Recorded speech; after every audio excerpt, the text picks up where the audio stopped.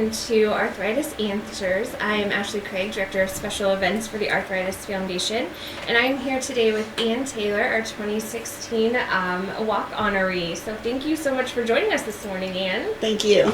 Can you tell me a little bit about yourself? Just a little bit about your hobbies and things you like to do. Well, I'm 56 years old, and I like to have fun making cards with rubber stamps, and when I can, ride my motorcycle. Very cool. What type of arthritis do you have? I have rheumatoid arthritis. Rheumatoid arthritis. And when were you diagnosed with rheumatoid arthritis? In 2006. 2006. And how did it come about? Was there a certain specific thing that made you go to your doctor? Yeah, I was competitively speed skating at the time, and my hips started bothering me a whole lot, and my feet, and I got to the point where I couldn't walk up a flight of steps, and so I went to my doctor and said, my hips are hurting a lot, and I'm tired, and then we did some blood work and found out. How long did it take you to get diagnosed with rheumatoid arthritis? I was really fortunate. My primary care doctor did the right test to start with, and so it only took me, technically, I guess, a couple months to get diagnosed, but I had had symptoms for a long time before, but didn't realize it. Mm-hmm. What was your initial thought when you found out that you had arthritis? I was just kind of overwhelmed. I didn't know what to do or who to talk to, and I was just totally confused. How did your diagnosis change your life? It changed everything about my life. I went from competitive speed skating and cycling to not being able to do anything. I gave up almost all my favorite pastimes, one of which at that time was motorcycle riding and Civil War reenacting. And it changed my work life too, and it changed my husband's life because we did everything together. Mm-hmm. How did your husband and family and friends react when they found out you had arthritis? I'm fortunate my husband was really supportive and took over a lot of the household duties because I just couldn't do them anymore. On bad days, he would have to help me get dressed. And so he understood and could see what I was going through. But my family didn't understand. We'd go to the lake for vacation, and my brothers would say, "Come on, Ann, go skiing." And I would say, "I can't." And they're like, "Oh, yes, you can. Come on, try it. You're not that old."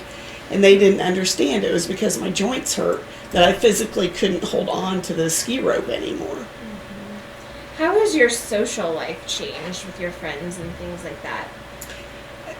That's another hard thing when you have arthritis because there's so much fatigue. There are days when you've got plans made with friends and there's things you really want to do, but you're so tired you just can't do it. And so my friends have learned to accept, and sometimes they don't understand. When I say, "I'm sorry, I just can't today," it's just how it is. Mm-hmm. Do you have any friends with arthritis? I do. Because of getting involved with the Arthritis Foundation and the walk, I've made some really good friends that also have arthritis. That's good. How are those relationships different than your relationships with people without arthritis? It's fun because I can go to them and I can be honest with them and say, "Hey, I'm having a really crummy day. How about you?" And they can tell me how they're really feeling, instead of when you see normal people and they say, "How you doing?" It's like you put on a smile and say, "I'm doing okay." Mm-hmm. So, absolutely. How did you get involved with the Arthritis Foundation? My friend of mine told me that Tai Chi helped her arthritis in her knees, and so I was trying to find a class to go to. So I called the Arthritis Foundation, and they got me in touch with an instructor, and that's how I got involved with the first walk, because we were doing a Tai Chi demonstration before the walk started. Cool. Is there anything that you would like to tell people to help them better understand arthritis? What do you wish people knew about arthritis? I wish people understood the frustration that you have when you wake up each day. You don't know what you're going to be able to do, whether you're going to be able to get out of bed, or whether you're going to be having a good day and you can get the housework done or go to work. I retired early from my job because I couldn't work 8 hours a day anymore. What are some of the most challenging parts about having arthritis? I know especially these last few months have been difficult for you, and I'd like you to share a little bit about that. Because of arthritis, because of the side effects of medication, the prednisone, I've had cataract surgery. I found out I have glaucoma, so I have to deal with that. And I have, you can't see it, but I have on 2 ankle boots because I'm having problems with my ankles, with my Achilles, with a lot of inflammation. So it makes it even harder to walk and get around right now. I think there's a lot of different side effects of medicines and things that people don't really understand. It's not just the joint pain that you're dealing with day in and day out. Right. If you could tell others with arthritis one thing or give them a piece of advice, what would that be? Contact the Arthritis Foundation and get involved with the walk. Because you meet so many wonderful people, it really helps you to deal with the emotional side and the physical side of it. Mm-hmm. What are you most looking forward to this year at the walk? Just having my friends and family around me. At least one of my brothers and his son are trying to come to be at the walk with me, so I'm really looking forward to having that support. That'll be great. What are some of your favorite things at the walk for maybe those who haven't attended in the past? It's fun to go walk around the health fair, and sometimes you can pick up some good information there, and just meeting other people.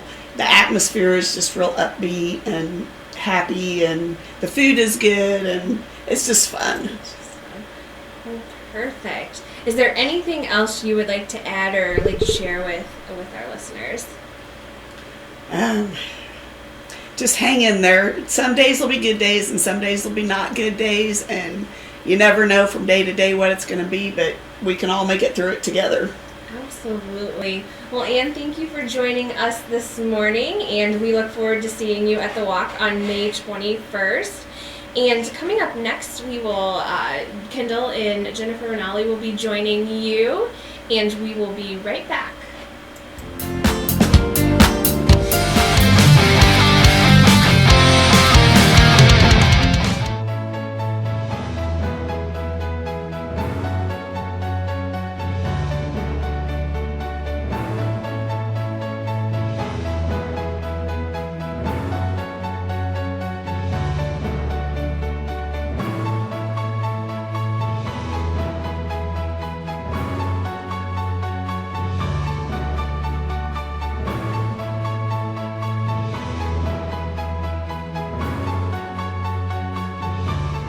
You know, when Margaret and I decided to sell the old estate here, we had only one choice in signage.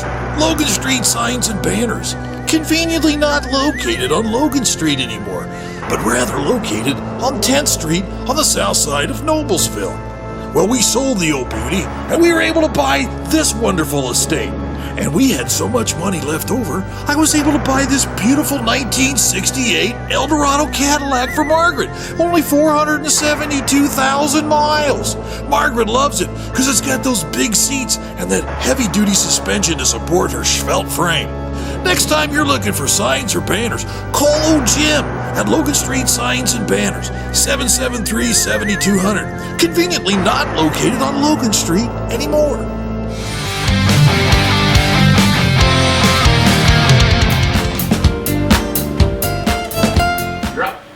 Hi, and welcome back to Arthritis Answers. I'm Kendall Horvatich with the Arthritis Foundation, and I have Jennifer with me. Jennifer is the mother of our youth honoree, Sophia, and we're going to talk a little bit about Sophia's story. So tell me a little bit about Sophia and your family, hobbies, what she likes to do, that kind of thing.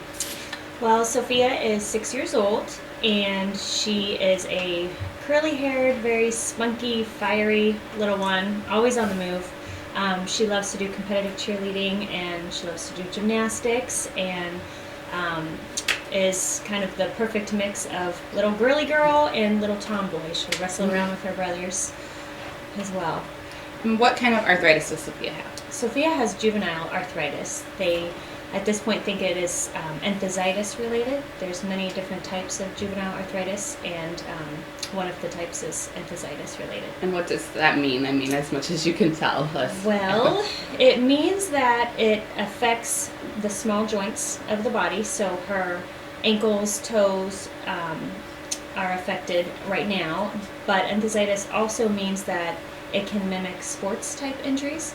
So when you feel like you have an ACL tear, it's not your ACL, it's your arthritis. It affects the muscles and tendons. So she has some muscle pain as well and some tendon inflammation. And how old was Sophia when she was diagnosed? She was 5. And how did you come across figuring out that she had arthritis? What were some of the symptoms or things that made you take her to the doctor?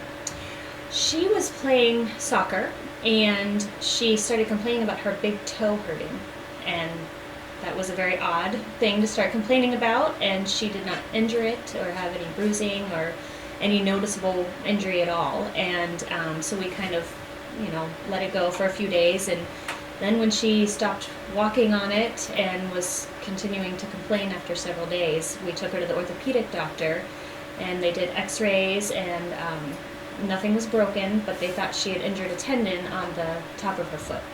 So they put her in a boot for 10 days, and it got better, but then a couple months later the other foot started with the same exact symptoms in the same spot, and back to the orthopedic, another boot, but this one was not going away. And eventually that led to doing an MRI, which showed a lot of fluid all throughout her foot. More fluid than there would be if she would have had a major trauma, which of course she never injured it. So that's how they diagnosed her. And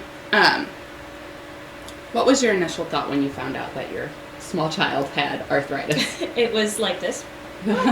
It was shocking, and it was unexpected, and it was confusing, and of course, I think any mom out there with a child that was, or even any family member, when they're diagnosed with something that is incurable and unexpected, it's definitely a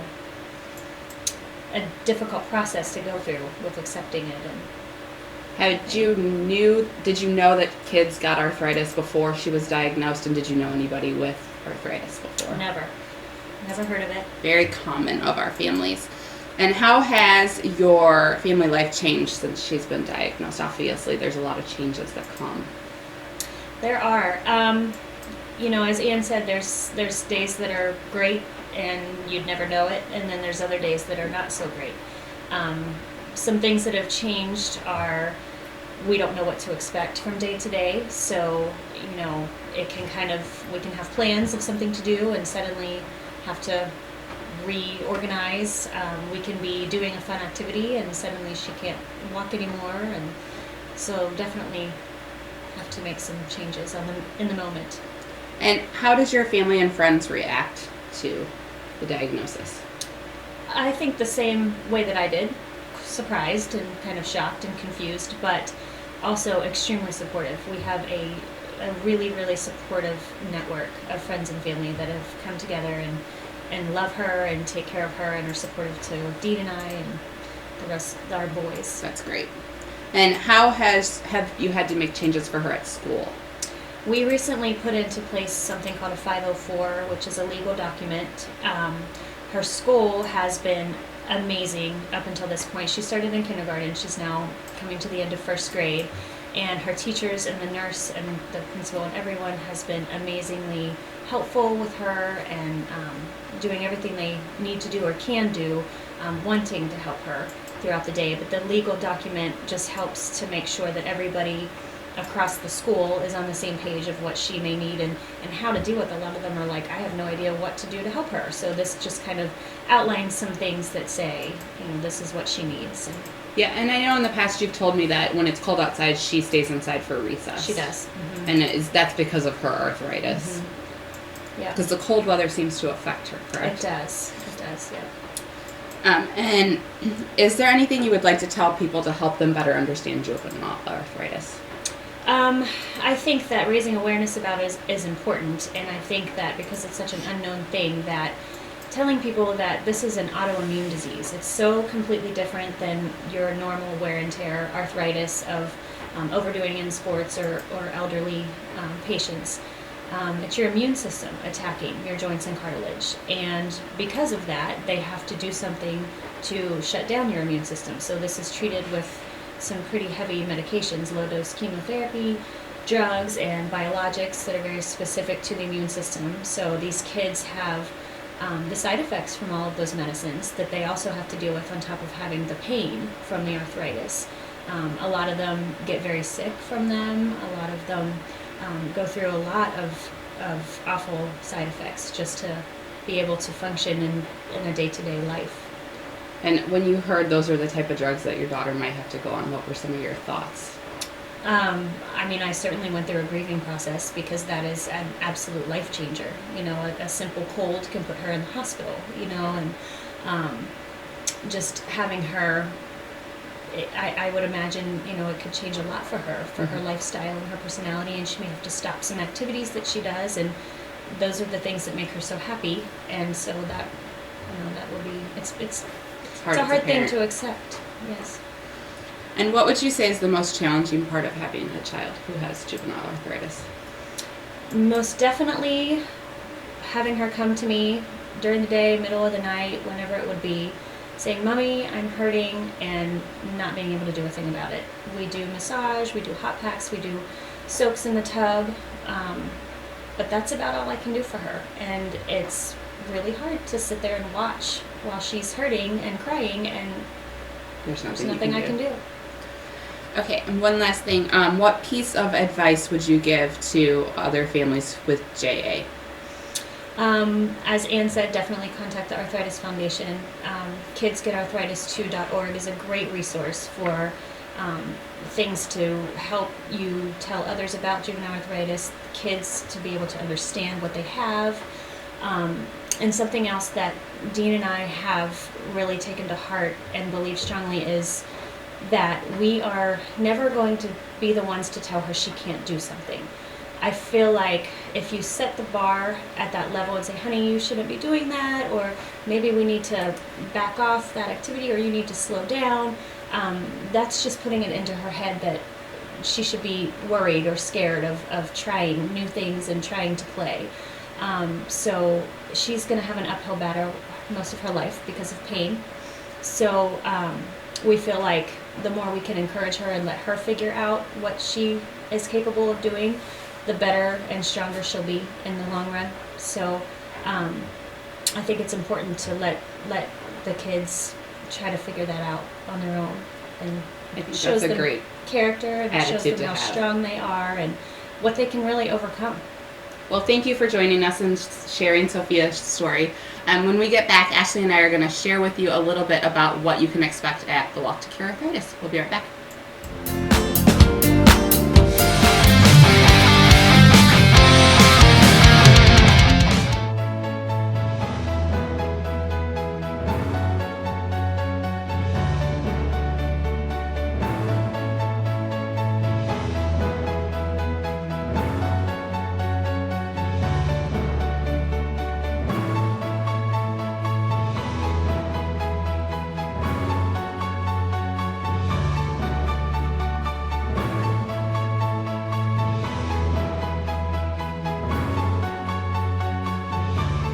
You know, when Margaret and I decided to sell the old estate here, we had only one choice in signage. Logan Street signs and banners. Conveniently not located on Logan Street anymore, but rather located on 10th Street on the south side of Noblesville. Well, we sold the old beauty, and we were able to buy this wonderful estate. And we had so much money left over, I was able to buy this beautiful 1968 Eldorado Cadillac for Margaret. Only 472,000 miles. Margaret loves it because it's got those big seats and that heavy-duty suspension to support her svelte frame.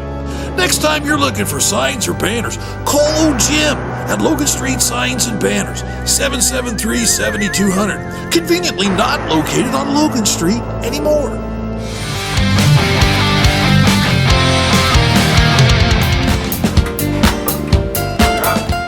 and welcome back to Arthritis Answers. You guys have learned a little bit about our adult and youth honoree, and now we want to talk about the event that they are being honored at.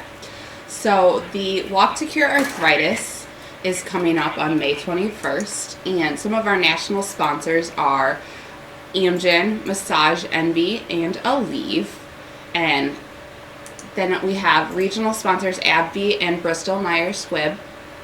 And then locally, the event is presented by Eli Lilly and Company, with other sponsors including American Senior Communities, 104.5 WJJK, as well as Eagle Trident and Unique Home Safety. So last year, the event raised just over $108,000, which is a record for the event. And the goal for last year was only $82,000. So we're very proud of our participants, our committee, and our team captains who helped make it so successful. Our last year we had about 600 participants, and this year we're hoping to have 750 participants. Yeah, we're really excited that we beat that. And our goal for this year is $110,000, and we're already on our... Yes. So unfortunately, Lori, our medical for what they do. This year we are Vincent's Women's Hospital, so we're very excited to have her on board. She kind of takes a different side of things from, a different point of view, and learning to manage arthritis with diet and things like that. So it's a very unique opportunity we have for her to be involved. Each week, starting this month, Lori is providing a different nutrition tip on the Walk's website and on our social media pages. So that's walktocurearthritis.org/indie. And just simple nutrition tips that you can. She's really passionate about helping make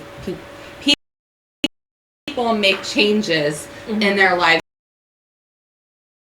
So if you .org website, you can find all kinds of tools and tips on fundraising, creating a team, recruiting participants. There's also some social media icons and badges you can download and put on your own personal social media pages. A lot of great resources there and good information. Yeah, and it's really easy to sign up a team and to manage everything online. A lot of people raise a lot of money just posting it on their Facebook status. So yes. And we're running a recruitment challenge. So if you start a team and you get 5 additional participants to sign up under your team by the end of April, you will receive a Walk to Cure Arthritis insulated tote. Yes, and locally we're also running a self-donation charm. So we're asking if you make a self-donation to your fundraising page of $20.16 or more, you will receive a Walk to Cure Arthritis charm. We're really excited about that, not only to be able to help you start creating getting a different charm each year, but if all of our folks would just make a self-donation, it would be so much money that could go over $7,500 that would just go to research. To register for the event, we should say it's free, and if last year everybody who just registered and didn't make a donation at all just donated $20.16, like Ashley said, we could have made an additional $7,500 to go towards research and finding a cure for arthritis for people like Anne and Sophia.